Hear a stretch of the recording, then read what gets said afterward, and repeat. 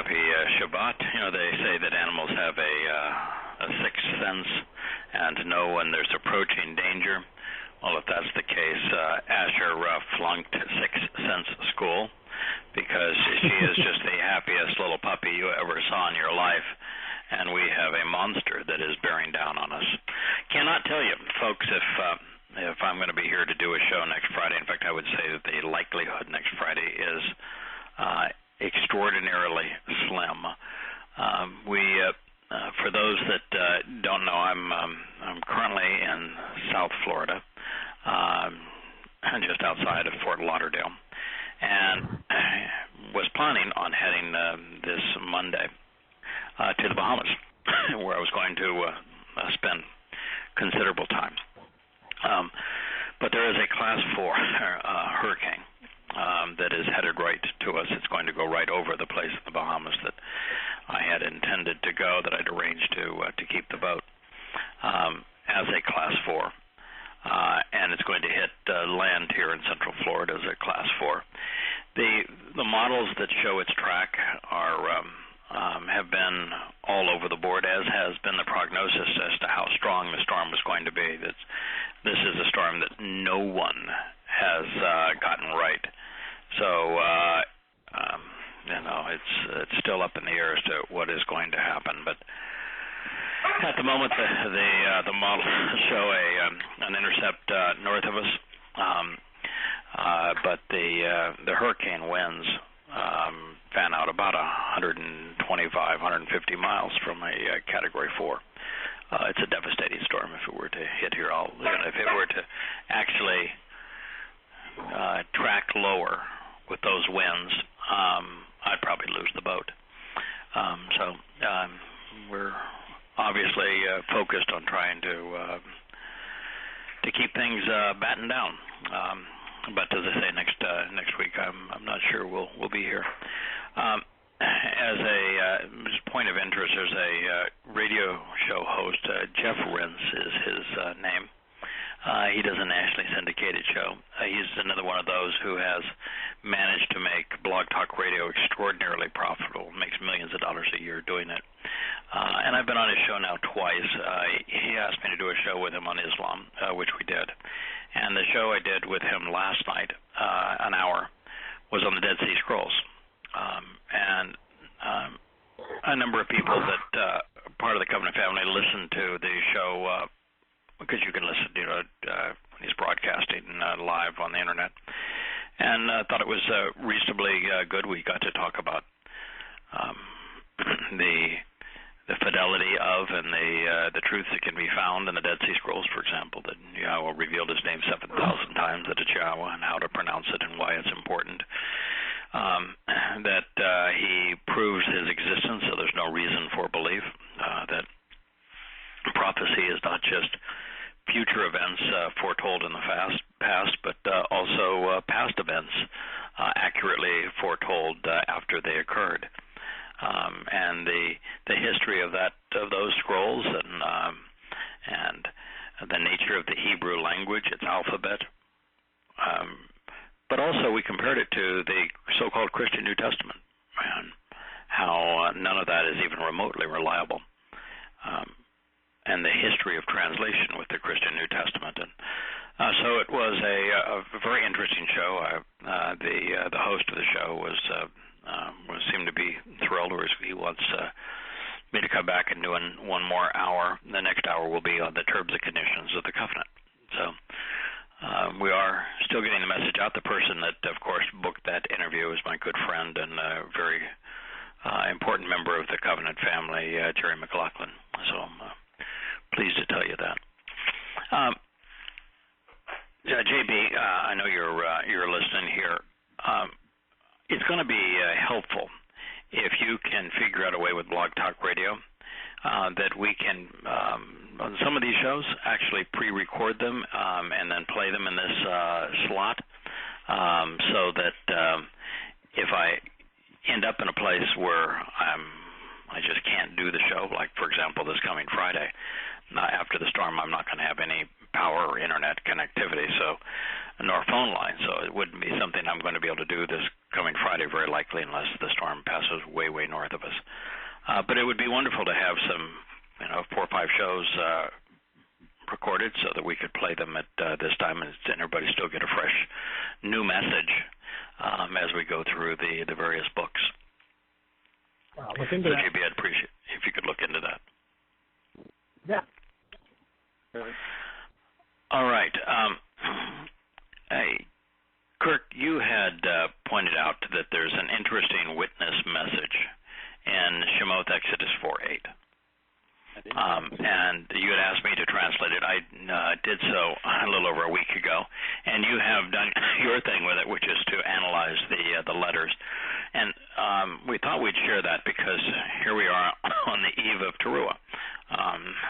We're now in a Shabbat, but we're going to have a double Shabbat because tomorrow evening begins Towrah. And the purpose of Towrah is to witness. And so there is a witness passage that is really interesting about what we are doing. And then there's another passage on the Nakri and volume 29, 22 that we can transition to, just because, as I say, tomorrow is Towrah, and the purpose of Towrah is to provide a witness. So let me read it, and then, Kirk, I want you to tell me what your analysis found as you went through the letters and scrutinized each word. Shemot Exodus 4:8 is a conversation between Moshe and Yahweh. Very, very early on. They have just met. And Moshe is wondering how in the world this is going to work. He's wanted for murder in Egypt. An 80-year-old man on the run. And that's the most powerful country on earth. How is this going to work out? And so they have a conversation, and on the first pass to you might think that, all right, that they're not going to do a fold and capitulate on the first sign, but, by the next sign or the last sign that, we know that the Egyptians let them go, but only temporarily because they went out with their army. But that's not really what Yahweh said, because he used a term, akaron, and akaron speaks of that which is at the end, not next, last. And last, and when a car is the final, the last, the end, the terminus, which would be the last days, the end of time and the normal flow of it as we've come to know it. That would be a car. But akaron is all things about a car, so all the things that you can imagine about the last days. So let me share it, and then Kirk, I'll turn it over to you. It begins with Haya, and it shall come to pass, it will be, if they will not trust or rely upon.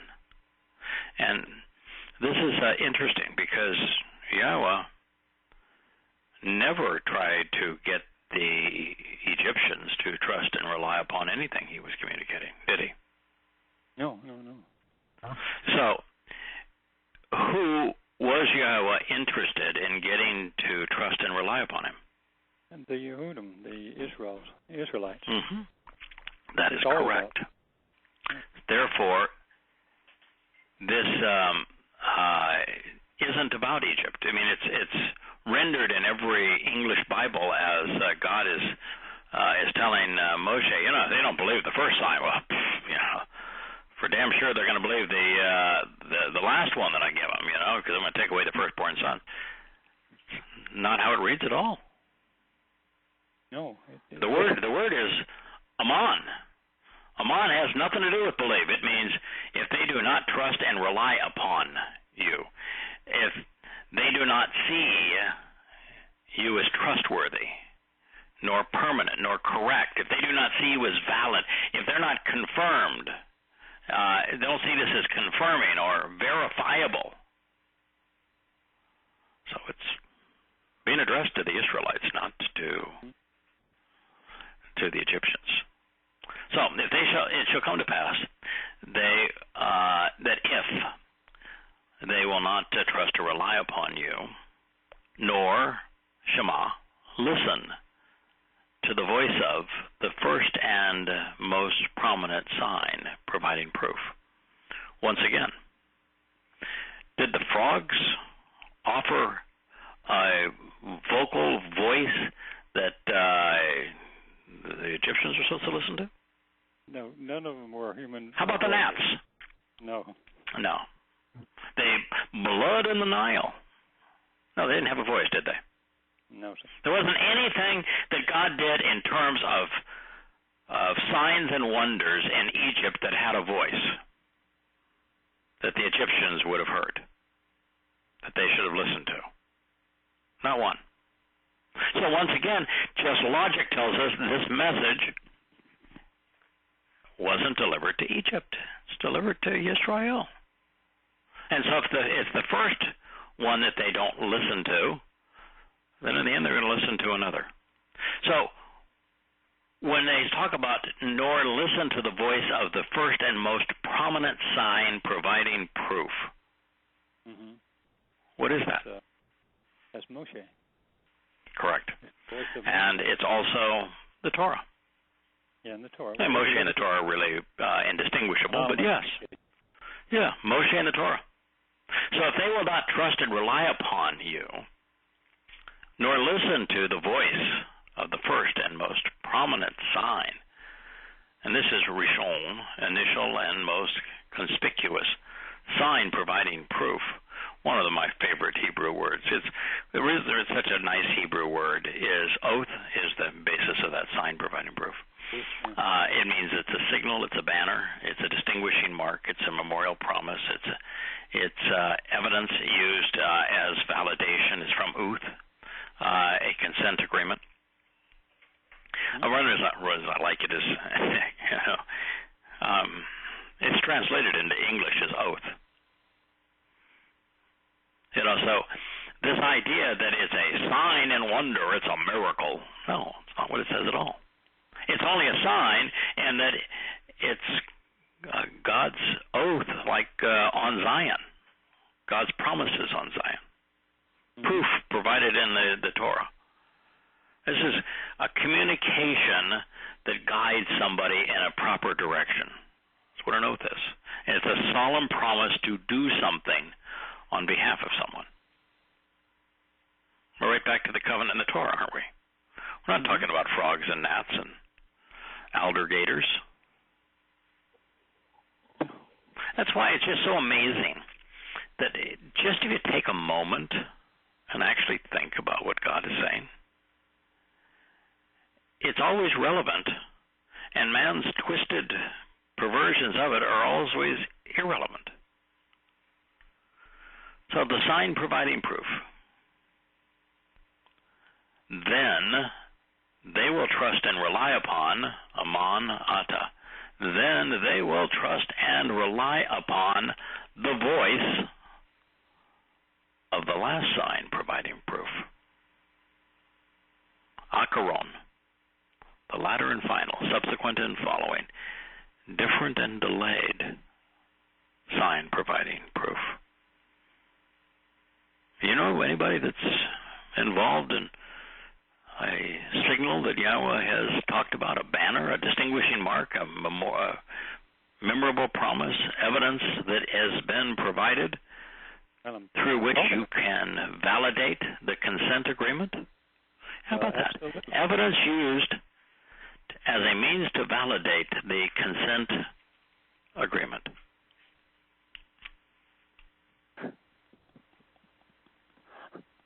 Pretty clear when you look up the words, isn't it? Yeah, pretty clear. You know, there's a lot of people that have attempted to write books on the Torah. Oh, there's a lot of that. I don't think that anyone has adopted the style that, and I think it's the style here. Sometimes, it's substance, sometimes it's style, and sometimes they go, you need both. But we adopted a very unique style. I don't think anyone has ever used this style before. I think that the style here is every bit as much part of what is important as is the substance of what is being conveyed. And what is that style? Have you ever seen a translation previously that actually put the Hebrew word in the parenthetical and amplified it within the parenthetical after providing a more comprehensive and more accurate rendering of the word outside of the parenthetical, and put it in the most nominative, genitive state, so that anybody with a computer or books, they still make those, still print those, can either look it up in alphabetical order or copy and paste it into a Google search engine and validate the evidence pertaining to the consent agreement. I don't think anyone's ever done that. I don't think anybody's ever written and said, listen, I realize this translation is different than what you find in your English Bibles.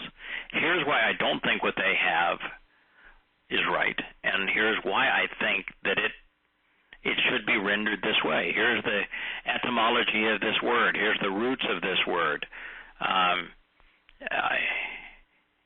And so I don't think anybody's ever just laid it out and say, this is the process that was used to come up with this, and you're encouraged to validate it, question it, do whatever you need to do. But I don't think anyone has ever written that way, at least on this subject.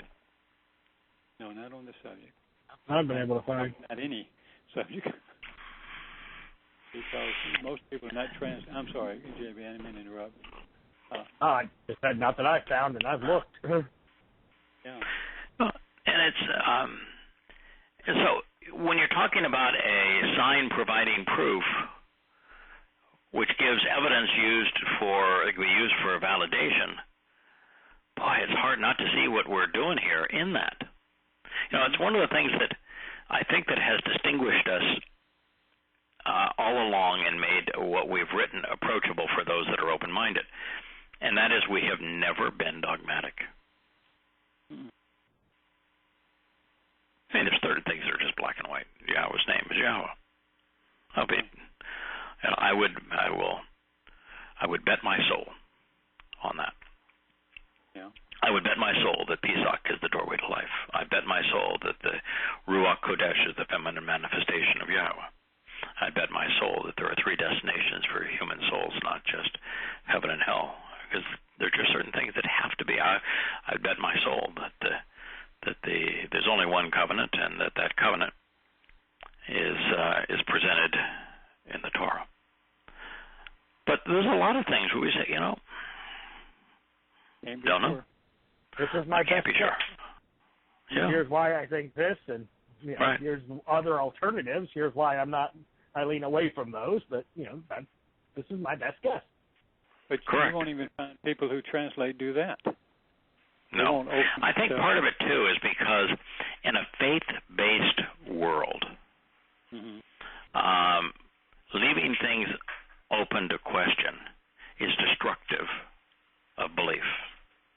It's the reason why when Jerome created the Latin Vulgate, that the church destroyed all of the previous copies that they could find.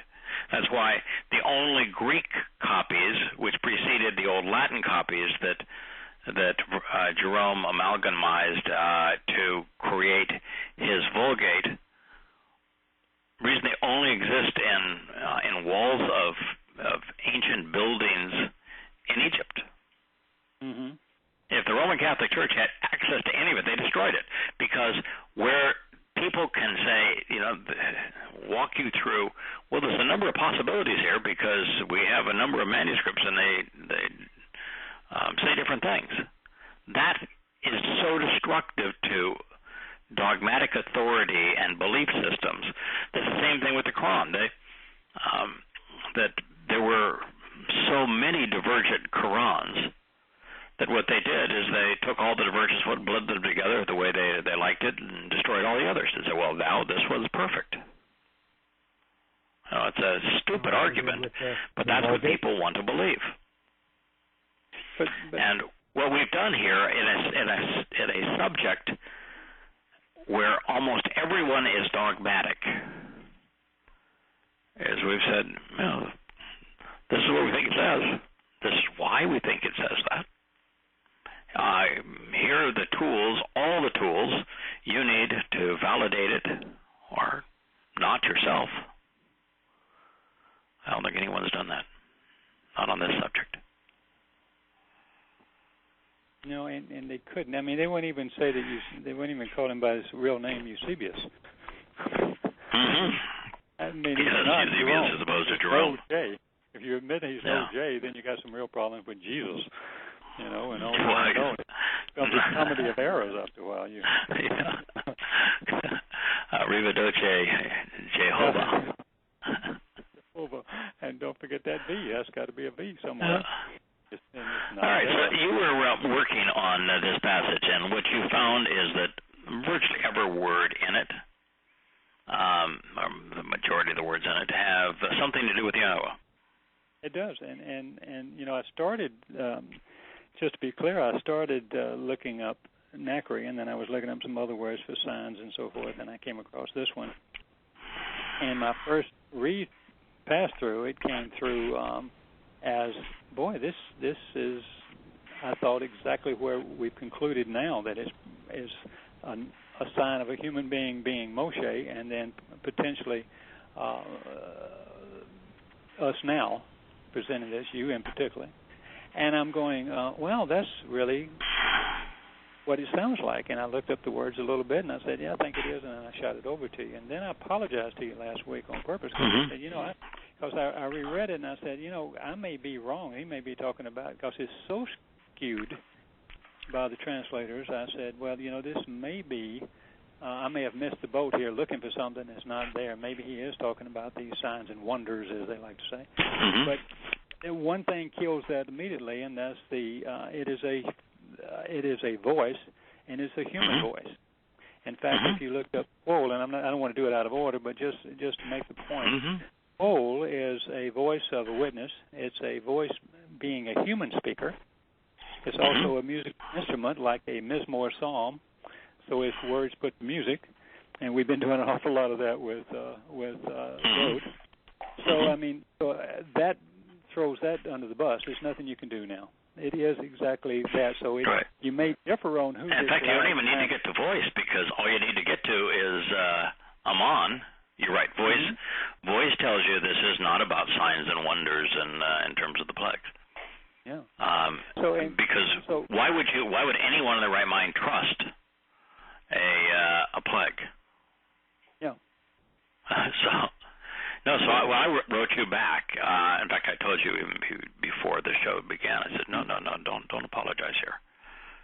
You're onto something. Because you had sent it to me, and you just said, could you translate it and send it back in my normal way, and then you'd compare it to your way of translating.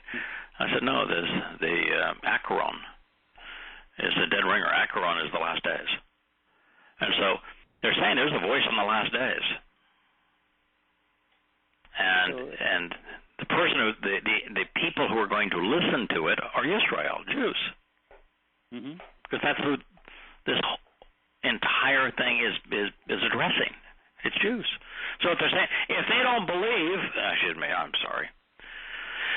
If they don't trust and rely upon your voice, Moshe, as you convey the Torah to the first and most prominent sign, the Torah, to them, then they will come to trust and rely on the voice that comes to them in the last days, because that voice is not providing the same thing. He's providing evidence. He's providing validation. He's discussing providing proof of the consent agreement. That's an entirely different. Yeah. All right. That's amazing. And so you start with Haya, and Haya, the basis of Yahweh's name. That's two people standing up on either side of Yahweh's hand, right? And there's Yahweh in the middle lifting them up, both male and female. Once again, and that's translated as it comes to pass, or it's something that will exist as. But it gets even better. I mean, even a little word like if. Now, most of the time you're going to do M as if, and I have no argument with that. But it also can mean, according to the different lexicons, if you look up and up, it'll say a desire to bind two ideas or two people. Well, obviously he's trying to combine him, build a family with him and us, or the covenant family. But even if you look at the letters, you have an aleph lifting up and cleansing with a yod and a mem. And of course, the yod is always silent in modern Hebrew. So, even the little words, the little prepositions, the little add-on words, whatever. And then where you have they will not, that's the low. And so that's obvious. This is a negation. They won't see negation of trusting or relying. Being trusting and seeing you as upright and trustworthy, Aman. So they won't do this. But it's even the Aman is an aleph m nun. So you have Yahweh, symbol of the ram, the protector, with using the cleansing or the spirit, which we usually have with the water. Spirit, yeah. So it's Yahweh as the male lamb, the ram among the sheep, protecting and guiding the sheep. Yeah. And what happens if you put them together? You get the little sperm, which is the birth of a child. Growth, yeah. Yep. Aman. Yeah. That's the basis. That's the Hebrew word for trust and rely. Right. And then we talked about this just a second ago. The first and most prominent is in this part of it is talking about the most prominent voice, and we recognize that is obviously Moshe. But the word is quol. The first word is quol, which is the voice of the first witness. Is the voice being a human speaker, which once again is the big clue, and also of a musical instrument, as I said before, coupled with Rishon, which is first. It is the chief. Well, once again, we're talking about Moshe here. And the pictograph is really interesting because its meanings could say the observant, because it's a Rosh, Yod, Aleph, my brain's gone dead here. A Shin? Shin, yes. And a Wa and a Nun. So you have a pictograph meaning that could easily be written as an observant person is lifted, aided by Yah via his nourishing words that increase and empower the family. You could disagree with me with that, but in this context, I think that's quite appropriate because that's the whole objective of this is to lift up his people. So that's not a stretch in any sense of the word as far as I can figure. And then, of course, and particularly the observant individual is looking towards the hand of Yah. Yeah. Right. He's seeing what Yah is. Right, and the aleph, which is not a word in his name, but the aleph is pointed towards the shin, which is the spoken words. Yeah, so three-quarter turn, but it's still very much turned to its left or to the left as we look from right to left. Yeah. So everywhere, every aspect of it, you see, this is what you do that no one does. And we've all jumped on board to add our 2 cents, whatever we could. But you've analyzed the words, the phrases, the grammar, the context, most importantly, and then also right down to the letters and the pictographs and all the things that means. And then, so if you're going to debate this, you're going to have to come with your lexicons ready because this is pretty self-explanatory if you dig deep enough. I mean, I know I probably drive people crazy because I like the little minutia of all this stuff, and it's kind of a dry conversation sometimes, but it is just the most fun thing because it's proof. I like the proof. So anyway. And what did you think about acheron? It's based on the verb akar, last. And I think I wrote that on the second page, but it's the last. It means the last. So we're talking about when it's coupled with oath, is the last witness or the last sign.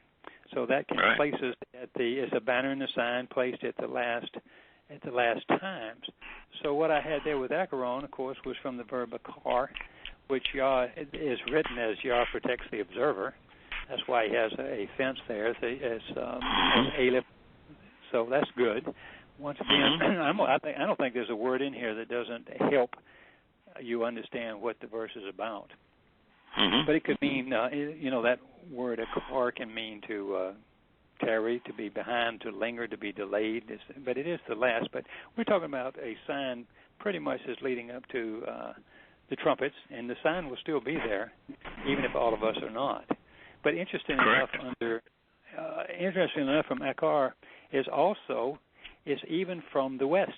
It's western or western sea, which implies that there's something to do with going on with the west. The sign is somewhere from the west, is the way I would read that. Mm-hmm. And also the other ones that comes last are in the end of the day of work. Is a way that a ancient one would think about. You come at the end of the day and do your work then because it's cooler. Which I thought, well, that's pretty cool too.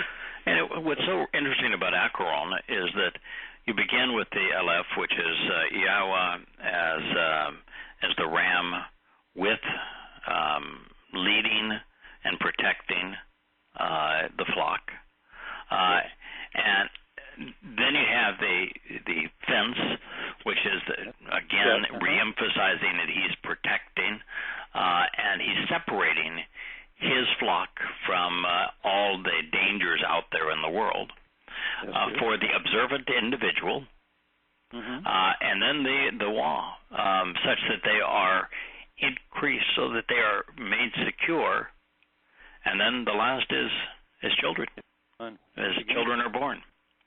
Somebody was talking the other day, and they said, you ever think about having more kids? And I have 2 grown sons and 2 grandchildren. And I said, every day, I think I actually have thousands of them. Now, that's my role is small, but nonetheless, when someone is born into the covenant, as and the books and these programs play even a small role in introducing to who Yahweh is and what he is offering and expects in return, you feel like you were part of the process. It's another child born into the covenant, and so this Acharon kind of speaks of that. It's not our process, it's not our words, it's Yahweh's words, and it's his process. But God doesn't work alone. I know that I realize that for me to make a statement like that is going to rub a lot of people wrong. You say, wait a minute, you're not the Father, he's the Father. But we know. Get over it for a moment. Get with the program. Yeah, this is what it's not an exclusive thing. It's an inclusive thing. Yahweh wants to work with us and through us. He very seldom, if ever, works alone. Even in his return, when he is vanquishing all of the religious and political and conspiratorial types, and he's coming back as Yahweh. He's coming back with Dode. And it's Dode that's going to be executed. Dode's going to be as if he were God. It's actually written that way. Empowered. That's how God wants to work. Whose voice was it that was the first sign? It was Moshe's. God likes working with people. And so if we as people don't want to get with the program and become part of what he's doing and contribute to what he's doing, enable him to work through us in this way and enjoy it, what are we here for? Yeah. So rather than get all huffy and say, well, you're talking about yourself like you're a witness now, or you're a father, you horrible egotistical person. No. Join me. Yeah. You've get with the program. That is the program. If you don't feel that way, there's something wrong with your relationship with Yah. We should all feel that way. Yeah. There's nothing wrong with taking a little pride and enjoyment in what you're doing. Well, when you're doing stuff with Yah, you should, absolutely. But we all should. What a thrill to have opportunity to do this for anybody who wants to listen. All right. I mean, now look what you did with oath, which is the witness sign. Mm-hmm. Look at the three letters that are comprised with that one. Yeah. Yeah. It's beginning with Yahowah as He likes to present Himself, as the ram among the flock. Ram among the sheep. There's the leader of the sheep. Right. Strong, with us. willing to protect, willing to lead, willing to camp out with, wanting to camp out with His flock. Yeah. With the tent peg, which is a sign of camping out, but also of protecting and securing within a home, followed by the teth, which is a signature. Mm-hmm. God's and mark. It's a signpost along the way for Zion, too. And it is a sign posted along the way. Yeah, absolutely. So, I mean, if you can't figure this out, you just ain't trying. You're just not trying. No, it takes effort to try. It does. But it's so rewarding because it's really laid out before you. It is, as you like to say, an open book. Mm-hmm. And you go, wow, that's really, sometimes I'm doing this. I'm saying, you ain't that smart, but I can't even miss this. Yes. Now, what's interesting with Acheron too from Akar is that with the three letters again, the ram's head, protection with the fence, and the observant individual, Yahowah protects the observer, the observant individual. If you start your journey trying to decipher Yah and learn, because we're doing it from an English perspective, we don't speak Hebrew naturally. So, but if you pursue that, He'll protect you along the way. From day one. Let me give you a wonderful example of this, and it fits back right into this point that I was trying to make. If you're bothered by this, then I would suggest then you need to reestablish or reconsider your relationship with Yahowah, because everybody should feel this way. Remember, it took me 10, 12 years before I would openly discuss how Yahowah and I came to work together to expose and condemn Islam. And finally it appeared in whatever it is, the 14th or 15th book. I, for the first time ever, shared a translation of Psalm 91, Mizmor 91. And one of those things that I asked God for, that I began to openly talk about, because I figured if those who have read up to this point, credibility is no longer an issue.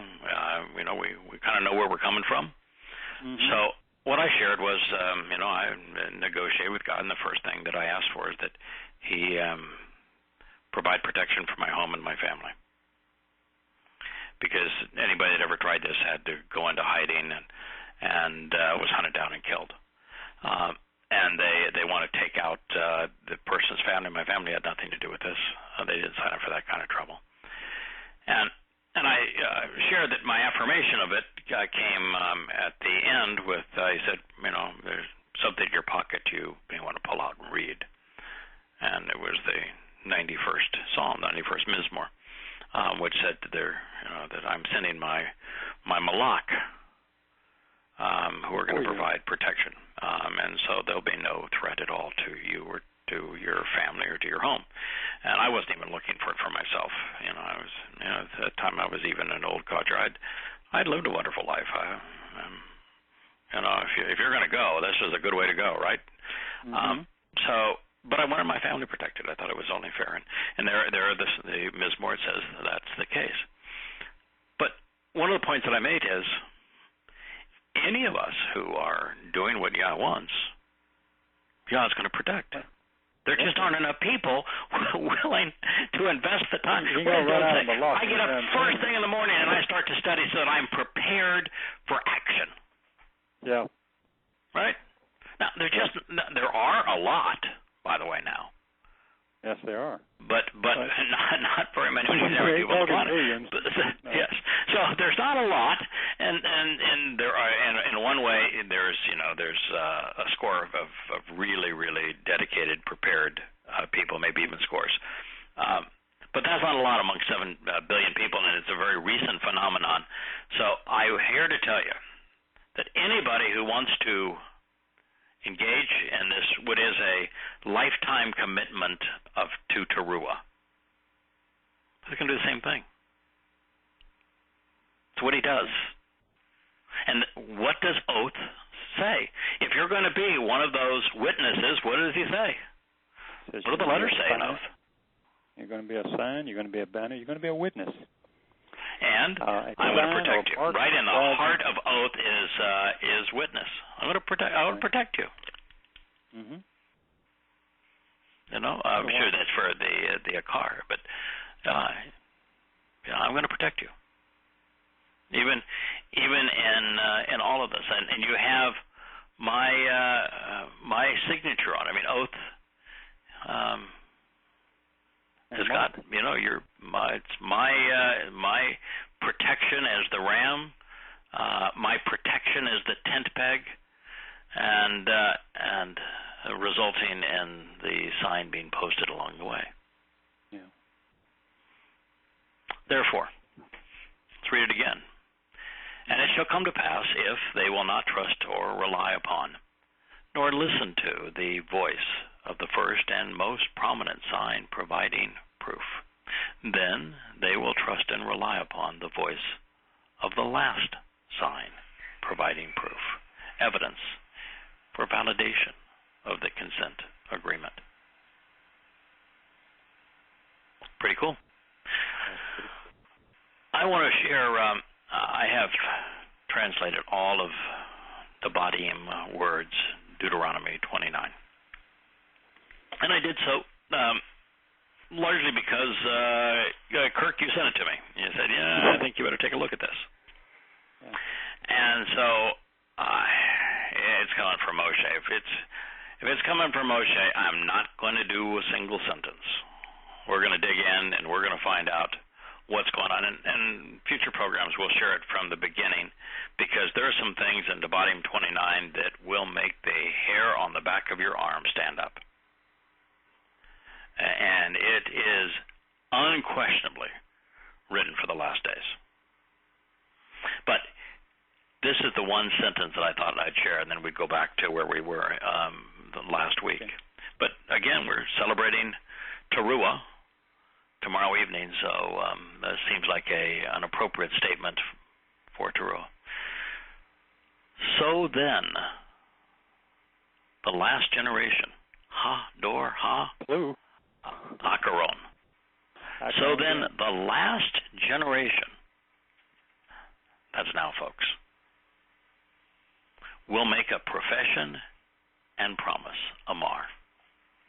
Your children, led along the correct path to receive the benefits of the relationship, will rise up and take a stand. Thereafter, during a later time than yours, well, we began with Akaron, now we've got Akar, the basis of it. Or as they like to say, Akar. I hate that.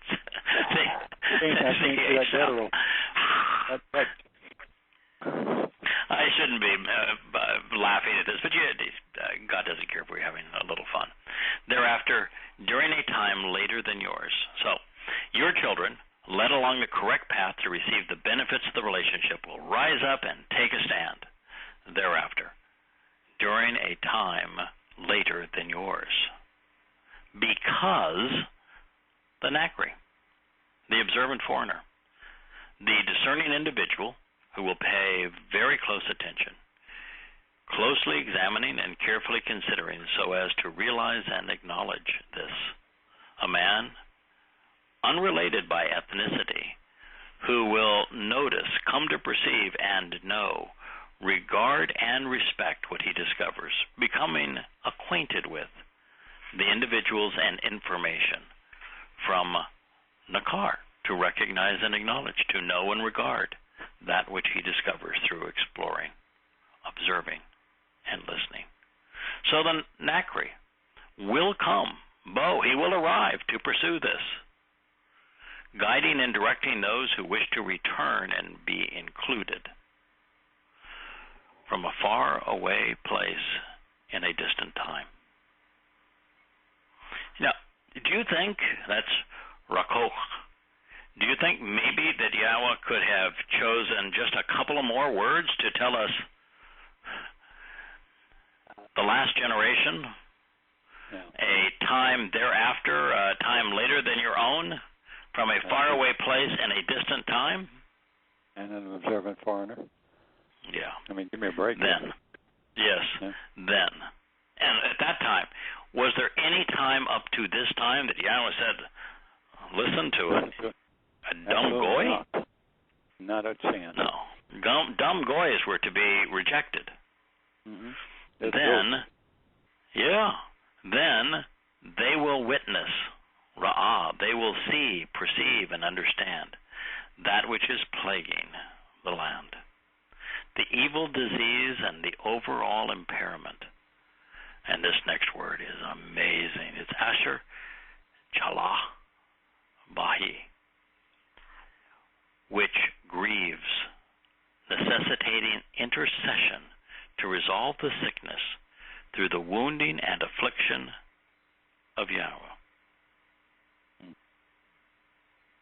What they're going to see, what they're going to witness is that, and we're not told if it's the land of the Nakri, the country of the Nakri, the region from which he was born into, or the entire earth.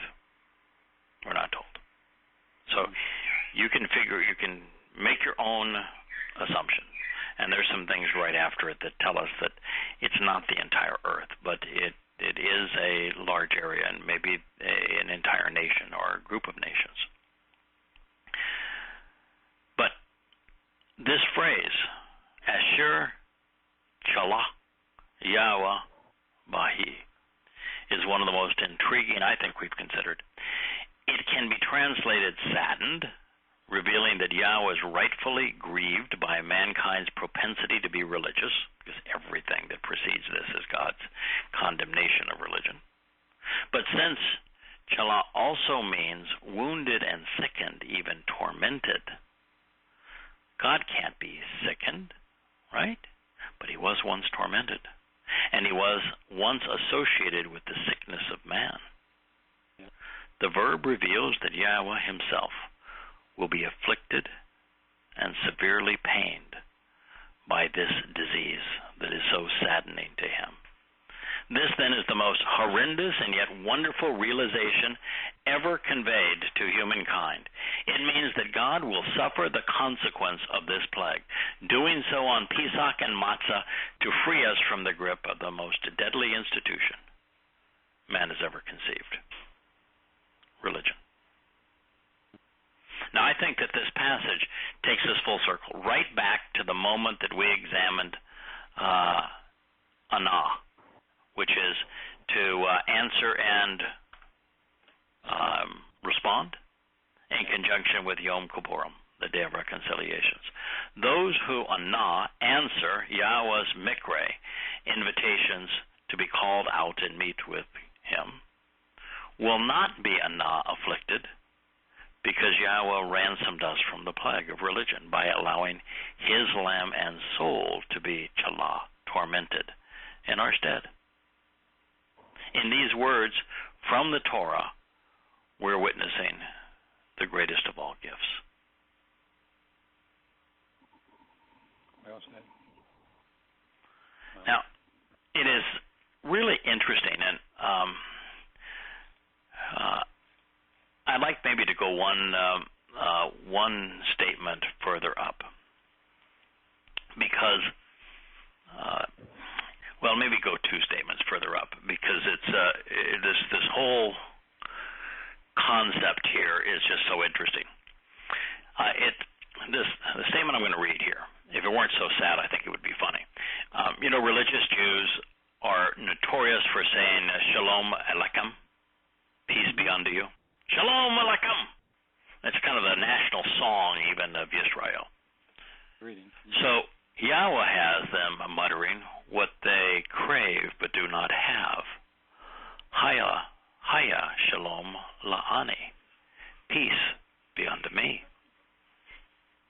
then recognizing that religious Jews have become stubbornly adversarial in their halakha, walking in the Jewish laws, God is calling the practice, sharuth, adversarial and uncooperative recalcitrance. So here's the passage. And it shall come to be, Wahaya, when he hears, Ba Shamahu, the account and record, Eth Debar, of this binding agreement and promise, he will commend himself. Barak.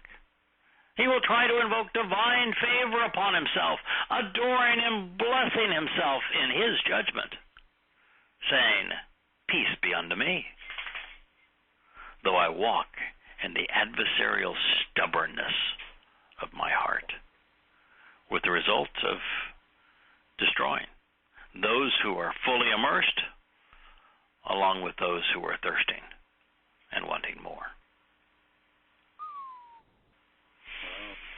That is God being extraordinarily sarcastic, but saying, all right, you're all into this peace be unto you? How about peace be unto me and you ain't getting any? How about your halakha and I'm just calling it obstinance? There is no hope for religious Jews. They will never find the shalom they are fixated upon. And sadly, those who only wear black have cast a dark shadow over those who are still thirsting for light, for knowledge, and for truth. It is what we have long suspected and indeed known, but nevertheless it's exasperating to read. Yahweh isn't going to forgive the religious. Yahweh doesn't want to forgive the religious. He will not invite anyone into his home who has excluded him from theirs. Last time I checked, the Roman Catholic Church excluded Yahweh's name from any one of their houses of worship. Outright. Those who have blotted out every mention of God's name will find themselves blotted out of Yahweh's memory. Listen to this. Yahweh is not willing and will not consent to forgiveness for him. But instead, at that time, Yahweh will angrily envelop him in smoke. And his passion and desire will be against that individual, such that all of the agreed upon mutually binding promises are radically written, inscribed and engraved, communicated and recorded in this book will come to haunt him. Yahweh will blot out his name from under heaven.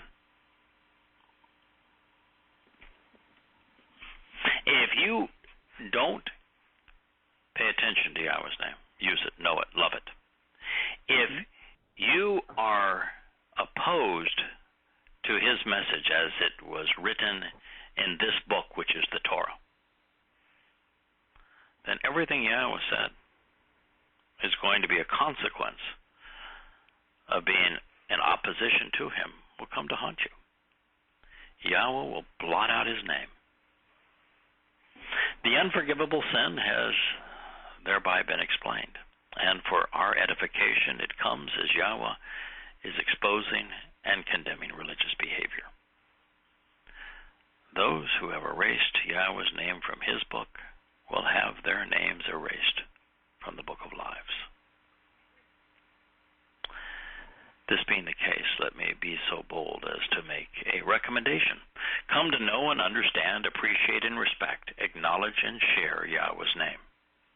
Never utter Jesus Christ, Hashem, or Lord again. But should you not... Yeah, unless you're condemning it, that's fine. Exposing it, condemning it. But if you don't want to embrace this advice, please be aware.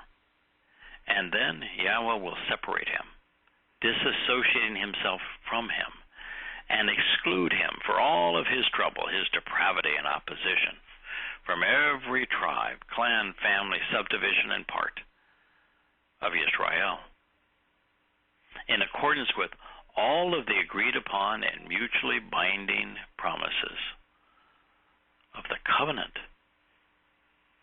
that were indelibly written on the scroll of the Torah. Gee, where would you find the mutually agreed upon and binding promises of the covenant? In the Torah. In the Torah. Yeah. And indelibly written in the scroll of the Torah, according to Yahowah. Want to be part of the covenant? Where should you look? I think. The Torah. Yeah, the Right. Torah. Yeah, it is so clear, so obvious. It's surprising that so few people know it. Now, Allah is one of the many Hebrew words with a light and dark side. Is the one that I translated and agreed upon in mutually binding promises, sworn and conditional oaths regarding the publicly acknowledged agreement. Allah is a binding promise, a solemn oath, and a public announcement, even in exchange of vows. In this case, Yahweh is bound to do what he has written in his Torah, especially regarding his covenant. Therefore, if we accept his conditions, he's bound to provide the agreed benefits.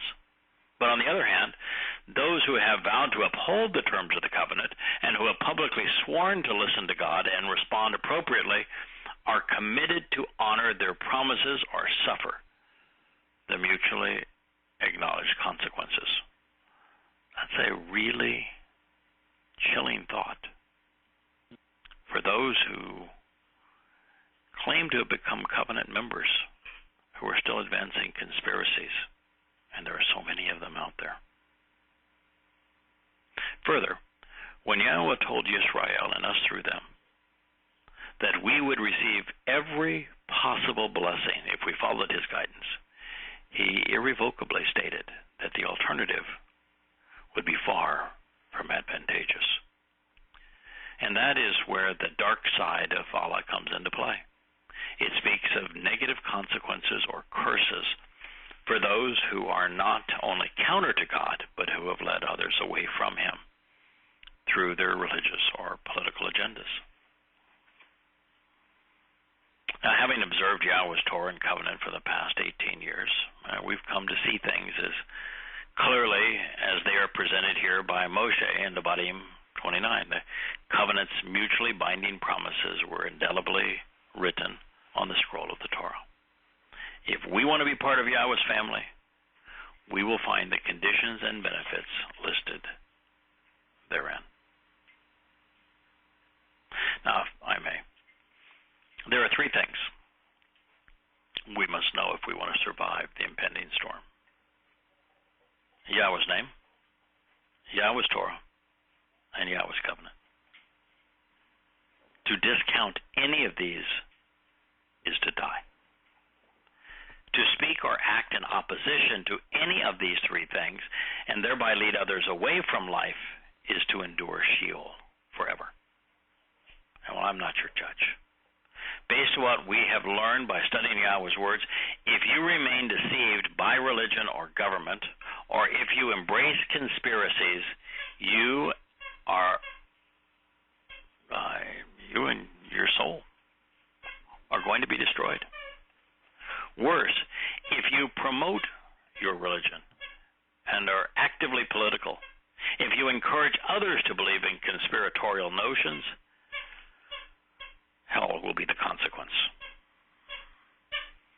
This then takes us to today and to the influence of the Nakri on Yahweh's children, to the passage that we have just considered. It appears that it will take a foreigner at long last to get Yisrael's attention such that they return to Yah. And yet set into this context, and especially when foretold after Moshe's audience had witnessed the plagues that Yahweh deployed against Egypt to free his people from religious and political coercion and economic and military domination, it's likely that the devastating and anti-Semitic consequence of man's most malicious conspiracy, blame the Jews, will be the primary motivating factor. This is what we should expect. Yahweh's testimony in the Torah, Nabi, and Mizmor has been available for thousands of years. And in all of that time, there wasn't a single receptive Yahudi, Jew, through whom Yahweh could communicate to his people. Keeping in mind that the Nakri is defined in the books we are translating as someone who is Asher, properly guided, who Kum stands up as others bow down, and who Nakar is observant, closely examining and carefully considering Yahweh's words, exploring and considering what God has revealed in the books. He's little more than a guy holding a flashlight and a magnifying glass who says, Henna, pay attention to what Yahweh has to say. The only thing which has changed for us today is what changed for the Israelites during the Exodus. It's God's demonstrable opposition to the political, religious, economic, military, and conspiratorial influences which have sought to pursue and imprison his people and then work them to death once again, that will scream, "Come out of Babel, my people," the loudest. It is only when Yahudim Jews are confronted with no alternative but to flee or be tortured and die that they will seek to live with Yah. The Nakri is, therefore, simply a voice, one calling out in the wilderness of human corruptions. Prepare yourself for the arrival of Yahweh. By the way, the last guy to make that statement in earnest got his head handed to him.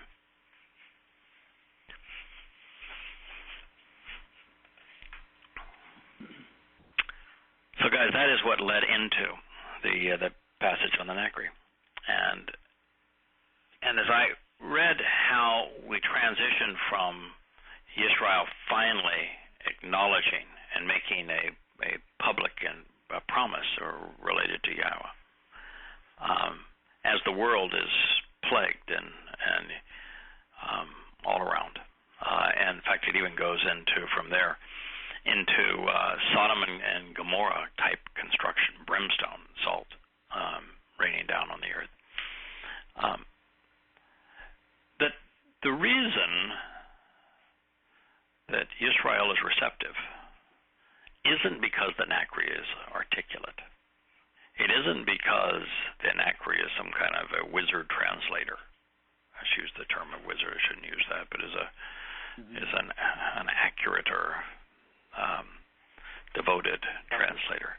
It's not that the Nakri has been open to and received insights that are helpful for people to understand and that shed light on the relationship that God intends with us. It's because really there's no other alternative. The world is crumbling. It's becoming ever more anti-Semitic, ever more hostile, ever more violent, ever more deadly. And it's either listen to God and return to Him or be tormented and die. So it's not that the Nakri is special. He is simply providing in the language that most Jews speak the opportunity to know Yahweh, know what He said, know what He's offering, to know what He's expecting in return. And it's at a time when a significant number of Jews are going to be receptive because of what's happening all around them. You know, it's a lot like the first Exodus in a way, isn't it? Very much so. Yeah. You got the largest, most powerful nation in the world. You've got the half of all Yehudim captured by it, engulfed by it, was by the own choice or otherwise. You've got, they're so religious you can't stand it. They're so military you can't stand it. They're so political. I mean, yes, it's the same story. It's always unfortunately, it's always the same story, but it's very much there. The parallels are remarkable and obvious. Yes. Yeah, there is not one Exodus but two. And what we are doing is calling people home from Babel. As a matter of fact, as important as the first Exodus was, that's the reason why God constantly reminds us. And it wasn't until just a couple of weeks ago I finally understood it. You know, I had thought initially, when God keeps on reminding us that, you know, I'm the one who freed you from slavery in Egypt. And he says it over and over and over and over again. And he's telling the people that he actually freed from slavery in Egypt. Yeah. Which means he's not talking to them. They already knew it. They lived it.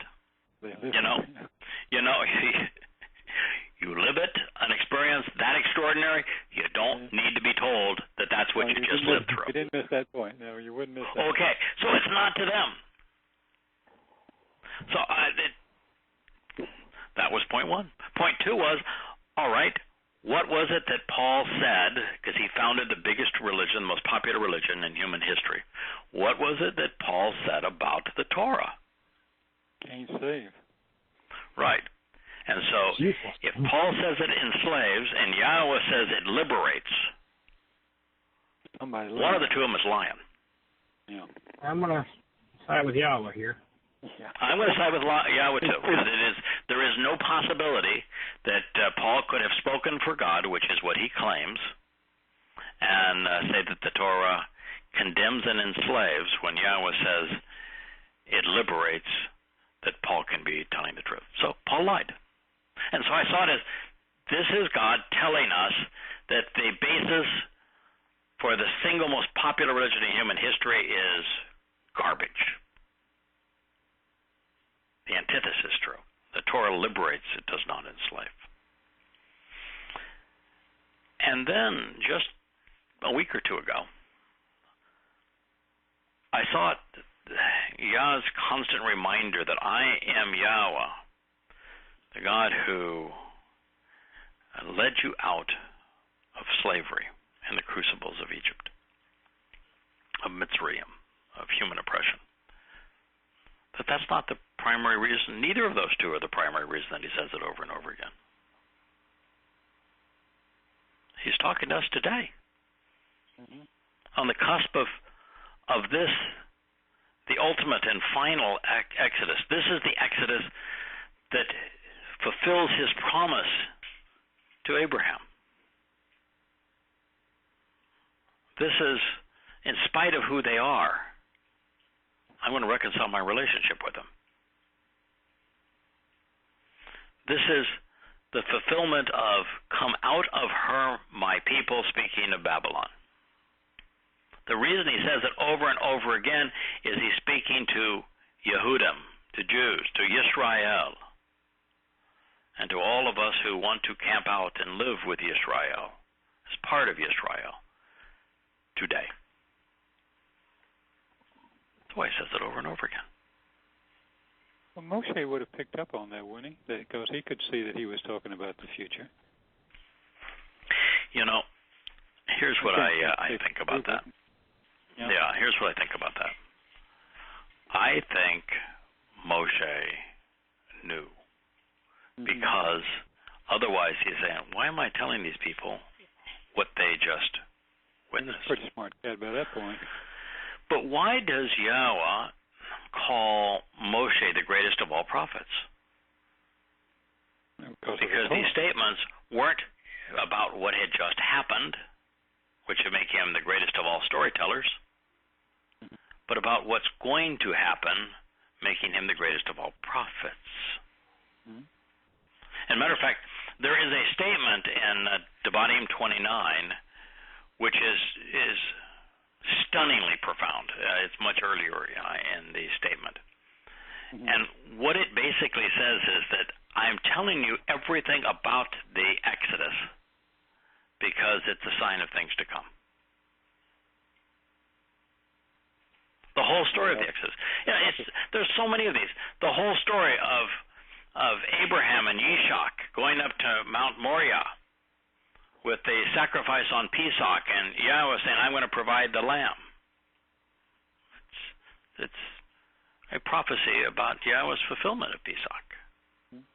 The whole episode with Shaul, the wannabe king, and everything we learn about him, including the fact he was demon-possessed, is designed to foretell us about the wannabe apostle Shaul, the Paul of Christian infamy. God's just a marvelous storyteller. He used these historic events to explain the future.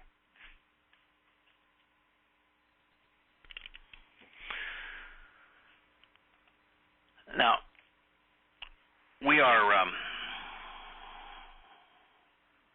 if I may make the transition, we were on Mizmor 103, and we were about to read something that stunned me. I mean, this one is just like there's been so many here recently. But we're so aware of, I think it's Yeshua 40, where every Christian pastor, once after they've read, some citation out of Paul, they'll say, the grass withers and the flower fades, but the word of our God shall endure forever. Right? That's it. That's it. Now, completely out of context. And if they'd read the context around it, they'd realize, oh, wait a minute, this is not about Paul. This is not about Yosha, Jesus. This is about Dode and the Torah and the covenant. But be that as it may, that's where they find that saying. And that, by the way, is not actually what it says. But Yahshua, about what period of time did he write?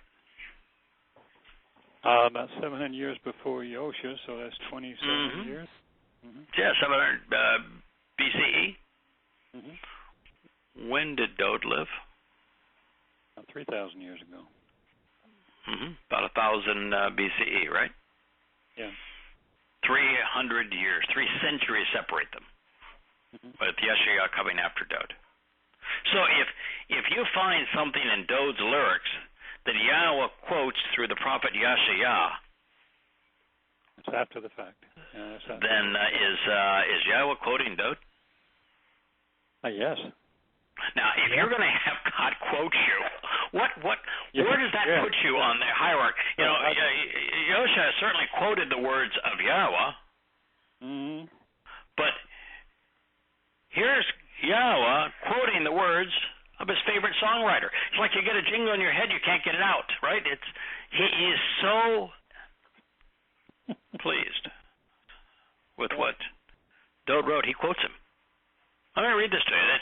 It's just amazing. Mortal man's, Enosh, days are like an abode of dry grass. Chasir. Most people don't know that Chasir is both grass and a dwelling place. So it's a dwelling like brown hay, needing water to live and grow. So mortal man's days. He didn't say mortal man's days are like grass, just grass. That's a completely incomplete rendering of it. It would be like, man is like a marijuana cigarette. Man is like grass. Mortal man's days are like an abode of dried grass. Like this is so amazing here. Tits. Another word that it's such a shame that that every English Bible translated it inaccurately and incompletely. Like the flowery nature of an engraved plaque on a shining memorial in the open and broad way, it therefore reflects the light and scene around it. This is the line that English Bibles render: man's days are like grass, like a flower that fades. And yet that's not what it says. Mortal man's days are an abode of dried grass, like the flowery nature of an engraved plaque on a shiny memorial. It's an ornamental trophy which blossoms with a beautifully written inscription or dedication memorializing some achievement in the open and broad way, of the way which is spread out far and wide. It therefore reflects the light and the scene around it. It can give the impression of being brilliant, even flourish for a while, blossoming as to appear awesome and grand, glistening like the reflection in a mirror. Mizmor, Psalm 103:15. Yet truthfully, when the Spirit passes over it, then it is no more, and its place is no longer recognizable nor remembered. Well, that's something that's really interesting. Why would the Spirit destroy grass or a flower? Wouldn't he create? Yahweh created grass and all. It's good. It's Torah. Right. So, would Yahweh's Spirit destroy all of the memorial stones that people write all these flattery? Susie Q went off to be with the Lord on such and such a day. She was taken by the Lord. Or all of the World War I and World War II memorials and all of the flowery statements of patriotism. Peacemakers, yes. Would the Spirit of Yahweh destroy all of those? Cause them to be no more? Yes. Properly translated, this is a powerful statement. Inaccurately translated, it's utter nonsense, the way that's written in English Bibles. Yahweh gave us our mortal lives, free will and a conscience, and the opportunity to know Him. While marvelous, our lives are fleeting, especially when focused on personal achievements, trophies, and when they do nothing more than reflect the world around us. The perspective being conveyed is that man's most cherished memorials, the flowery engraved plaques placed upon the graves of the dearly departed, and upon trophies commemorating seminal achievements, won't stir memory or sentiment. To be gone is to be forgotten. And that is the way it must be for those of us who move on to live happily ever after.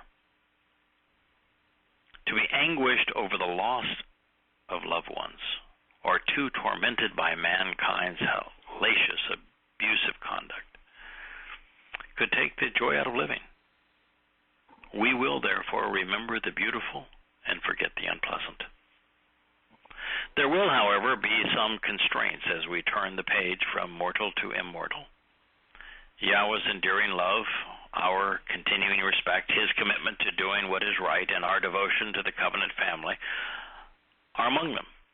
Closely examining and carefully considering the directions Yahweh has provided regarding the terms and conditions of His covenant, and responding appropriately will be something that we all share. This then is Mizmor 103:17 and 18. But the steadfast and enduring love, the unfailing generosity and mercy of Yahweh is forever and ever, enduring eternally without end, for those who respect and revere Him, with His vindication and righteousness on behalf of His children's children, for those who observe His covenant and who remember to act upon and engage in His directions and instructions. Well, there it is. Not our opinion. It's not what we believe. It's what God said. If you want to benefit from Yahweh's steadfast and enduring love, if you want to be a beneficiary of his unfailing generosity and mercy. If you want to be vindicated by Yahweh and seen as righteous, you want to be one of his children, then you'd better observe the terms and conditions of the covenant. Act and engage based on the directions and instructions relative to the covenant. Pretty darn clear. I'm not saying there's any wiggle room here. Straightforward. So, why did we spend months of shows covering everything Yahweh had to say to Abraham about the covenant? We didn't miss a trick, man. We not only covered each of the 5 things that Yahweh asked of Abraham to become part of the covenant. We devoted, an entire chapter of this book and many, many shows. Kirk, I think it was your favorite chapter ever, to the test. It was an open book test. Yahweh tested Abraham and Isaac to see if they really understood their commitment to the covenant. They weren't just giving it lip service like so many do today with the covenant, and then assail, criticize, condemn covenant members, and in the process promote their political and conspiratorial agenda. No, hit a test. There's a reason we have devoted so much time to these topics, which is that it's the only way you can be part of the covenant family. You've got to act and engage upon the directions and instructions that Yahweh provided relative to his covenant, which are found exclusively in the Torah. If you're listening to this and you're a Yehudim, that's where you go. Not the Talmud, not the Zohar, not the God-forsaken Quran, and most certainly not to the Christian New Testament. No.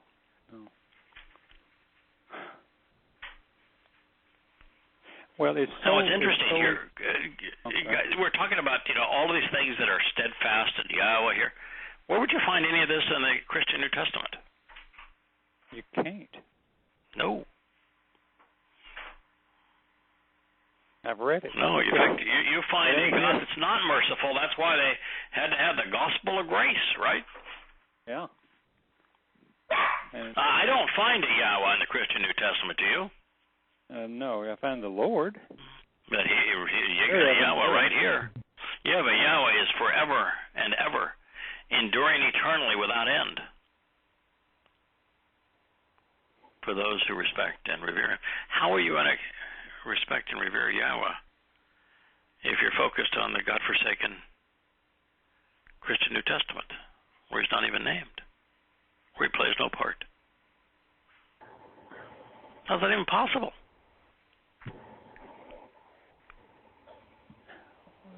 The amazing thing to me is when you find the substitute there, half of the time he's telling you don't listen to what Paul said. He said, That's right. Don't change a letter. Don't change a stroke of a letter. Right. Why are you asking me, Nicodemus, which is not a real name? Why are you asking me that? You're supposed to know what the Torah is. What is it you don't get? Pakudim was one of the, which is the last word there, the directions and instructions. Pakudim was one of the 4 terms that Dode kept on emphasizing. There are 4 things you really need to look at vis-a-vis the Torah, and Pakudim was one of the 4. Written records and advice, precepts, procedures, principles, what Yahweh values, his philosophy, his guidance regarding the terms and conditions here of the covenant. Now, since God is unchanging, the nature of our relationship with him pivots upon our willingness to be observant. It's the only way for us to know who Yahweh is, what he is offering, and what he expects in return. The purpose of life and our highest calling is to be part of his covenant family. For this to occur, we must come to realize that Yah's mercy and and enduring love is directed toward those who come to know him by name, toward those who respect who he is and what he has said and done, and towards those who seek to be right about him, such that we can appreciate and accept the conditions of the covenant. We've been over this before, and I have many times struggled to understand why Dode didn't enumerate or explain the purpose of each of the covenant's 5 requirements, or elaborate on the benefits. Why didn't he reveal the symbolism behind each of the 7 Moed Mikre, or emphatically states their purpose, much less discuss how they are all interrelated, the covenant and the Mikre? Long before we came to appreciate Dode's unique role in the revelation of the relationship our Heavenly Father intended, we'd gone well beyond what Yah inspired his Son to convey, at least as it applies to the Pekudim, the directions and instructions associated with the Brit Covenant and the Mikre invitations. And Dode's, placed in the center of time, didn't correlate God's timeline with the events which had and would occur. Since Dode's inspiration and intelligence are well beyond ours, I'm not so sure about JB's, it might be on par, but way beyond you and me, Kirk. Definitely beyond mine. Okay. This disparity in what we have come to share deserves an explanation. And while I think I might know the answer, if it's true, it makes me very uncomfortable. What if the answer is that Yahowah didn't want his plan enumerated and summarized, but instead revealed everything we would need to know to figure it all out without handing it to us on a silver platter? Now, if that's the reason that Dode didn't share what I've written, then either I've gone too far in making participation in the covenant too easy, such that undesirable individuals might sneak in and spoil eternity, or it's simply an issue of timing. If it had not been for 5 things, I might have withdrawn my enumerating and summarizing assessments. First and foremost, since Yahweh's testimony is irrefutable, my conclusions based upon a rational analysis of it are sound. Right is right, and that's all he asks of us. It is what made Dode Dode. Second, having never actually comprised a summary of Yah's plan, or even considered simplifying his message, and as one so enamored with Yah's word that he is considered verbose rather than trite, I don't think I have made it too easy. Third, most of the many thousands of insights we have derived from Yah's word are unique in the sense that rather than building off of what others have discerned, we have been inspired by the one who inspired the prophets. And all of these profoundly important revelations, from the first to the last, are consistent with Yah's nature, and they resonate with those of us who know him. Following in the footsteps of Dode, we have come to know, understand, appreciate, and share countless insights no one has contemplated for thousands of years. That's the truth. Fourth, Wow. we are the first since Dode to assess and explain the importance of the role Dode, Yahweh's beloved son, Mashiach, anointed Messiah, Mizmor Nabi, lyricist and prophet, Melech king, Shemek branch, Ra'ah shepherd, and Kaf Hand plays in revealing the nature of the relationship God is offering and how to achieve it. More relevant still, we are the first to apprehend and fully appreciate that it is Dod who is calling Yisrael and Yahowah back home. He is in so many ways more relevant and more important than Yosha. And we uncommonly have discovered the relevance of Dod versus Shaul, and how he is the antidote for the plague of death that has become Christianity. Fifth, the affirmation that we were right where we ought to be, doing what we should be doing, is provided with the prophetic pronouncements regarding the choder, insignificant twig, the neck sign. And now we have even more emphatic confirmation with the Nagri, observant and discerning foreigner. Therefore, it is more likely a matter of different rules for different times. So while I've enumerated and explained what Dod has made possible for us to know, my hope is that I have made the journey through this analysis far too difficult for those dulled by religion, and yet accessible to the chosen people whom Yahweh is calling home. If you are Yisrael or Yahudi, the intellect that stirred Dod to be the most articulate man in human history has been passed on to you genetically, such that you have the capacity to read and understand what this lowly choder and this curious Nagri has learned, inscribed on Yahweh's neck banner.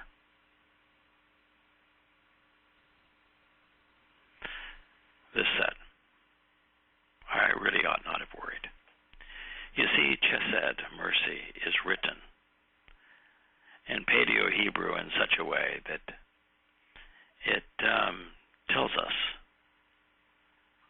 that there is a fence comprised of thorns outside of the doorway of God's home, keeping the unwanted out and the family safe.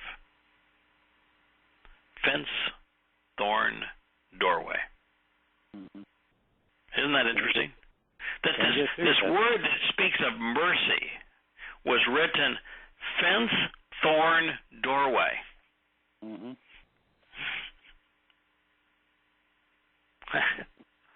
So I don't think we need to be worried that we have done too much to say, here's the door. No. Here's the secret knock. Here's what to say. Because chesed, mercy, is fence, thorn, doorway. Mm-hmm. I'm protecting the doorway. I'm protecting those inside. Pretty neat, huh? Yeah, it's brilliant. Absolutely brilliant. Yahweh has prepared and established his throne in the spiritual realm of the heavens, with his realm serving as a proverb, revealing what he is like by drawing pictures with words and everything. That'll be our last statement. Mizmor, Psalm 103:19. As an artist, I'm sure you can appreciate that Yahweh makes pictures of words. You use pencil and pen and oils, watercolors to create pictures and portraits, landscapes, and Yahweh uses words. He's an artist too. Yeah, but they're drawn beautifully, words. Yeah, he draws with words. Yes. Each word adds a detail, a stroke to this beautiful portrait of life.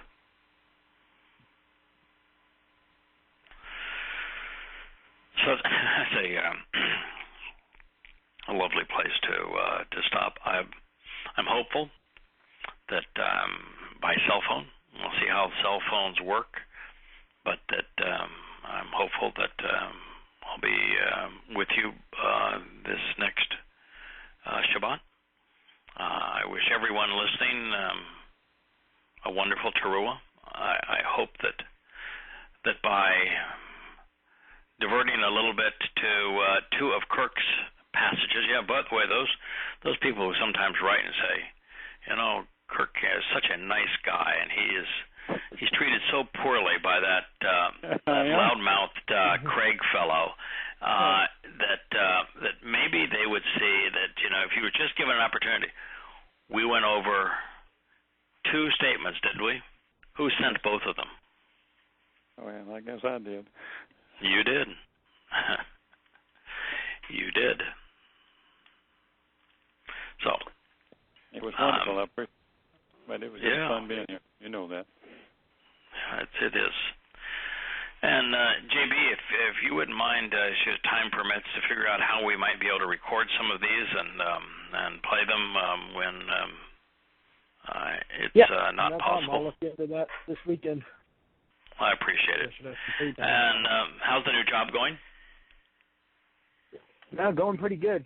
Finally starting to slow down. I got through training my replacement in my old position, so I'm just doing one job instead of two now. So. Oh, good. Good. And have you gotten the test back on Terry Kirk? Well, they may have to do a little bit more than that, and so we're still waiting till the early part of next week to figure out where we proceed from this point. But I'm encouraged as she is, but it's still a little bit of a road to hoe. So we'll get there. And okay. We just want y'all to be safe, and JB, we'd like to be safe from this blowhard that is this nasty girl. And speaking of a blowhard, get inland. Asher right now is just all over me, saying, "Okay, done. You're done already. Play with me. Play with me. Take me for a whirl. Throw the ball. Throw the ball. Come on. You are so boring." What an old guy like you do with a young dog like me. All right. Well, hopefully this is not the calm before the storm, and that this time next week we're not in tears here in the land of circular winds. Well, Yahweh bless all of you. Yeah. Yahweh bless. Happy Towrah to one and all. Good evening. Shabbat shalom. Shabbat shalom. Good. Shabbat shalom. Good night. Thank you, David.